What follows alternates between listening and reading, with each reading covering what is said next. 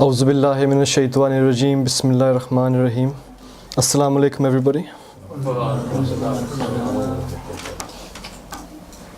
Allazi khalaqal mauta wal hayata la yablawakum ayyakum ahsanu amala wa huwal azizul ghafur. Chapter 67 verse 2. He who created death and life to test you,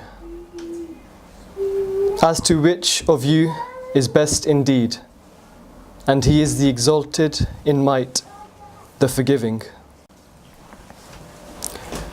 Today's topic is about complaining, and the way this is linked to Ramadan is that during the rest of the year we have everything we need. We have food, water, and all our essential needs. But during this month, those essential needs are taken away from us, and we have to feel how it is to survive without those things, without food, without water.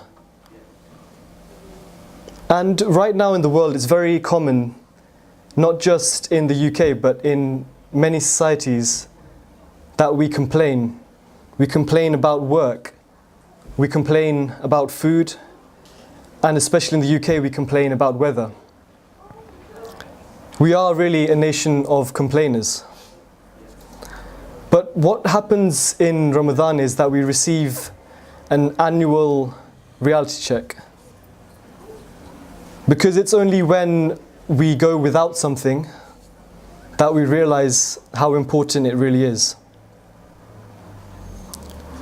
Chapter 16 verse 53.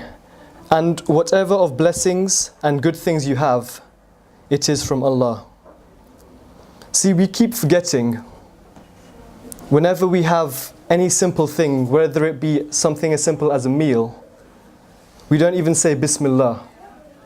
We don't even thank for the food that we have, for the water that we have, for the clothes that we have. And as we all know, fasting is not just about food and drink, but it's also fasting from bad deeds and controlling the eyes, the ears, and the tongues.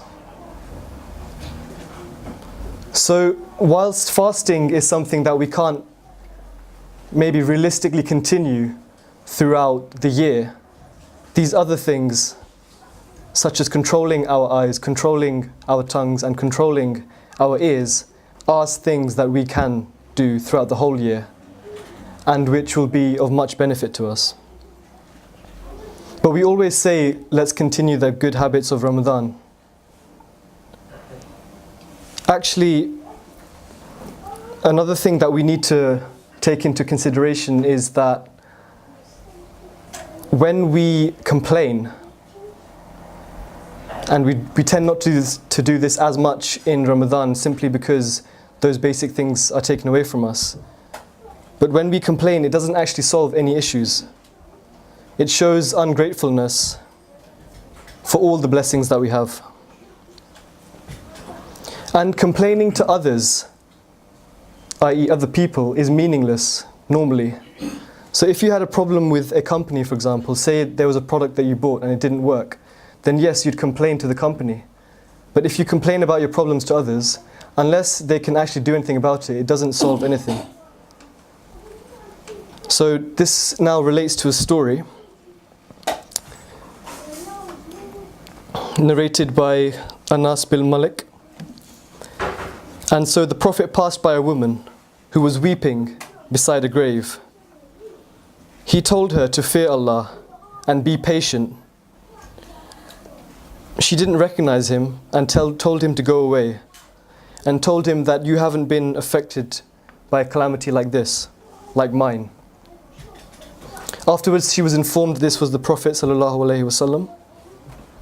So she went to the house of the Prophet and she said that I didn't recognize you. And the Prophet's reply was, "Verily, patience is at the first stroke of a calamity." Her complaint was a complaint to a human being who, like I mentioned previously, can't do anything about the trials of life which are out of their control.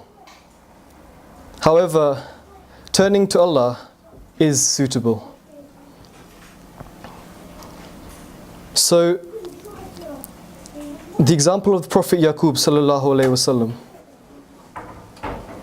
in the Holy Quran complained to Allah after hearing news about young Yusuf being killed by a wolf. And he said, "I complain only about my suffering and to my grief to Allah, and I know from Allah that which you do not know." So the point is here that rather than complaining to other people about our problems, we should be looking towards our prayer as a means of solving our problems when those problems are outside the control of human beings. Because ultimately we've come here all today wearing clothes from a wardrobe at our house while others have nothing to wear. We've had food, we will have food for Iftari today, and there are those that will have nothing to eat tonight. And when we go home, there will be those who have no shelter. So let's stop complaining and start appreciating. Because as it says in chapter 14, verse 7, "If you are grateful, I would certainly give you more. And if you are ungrateful, my chastisement is truly severe." Jazakallah.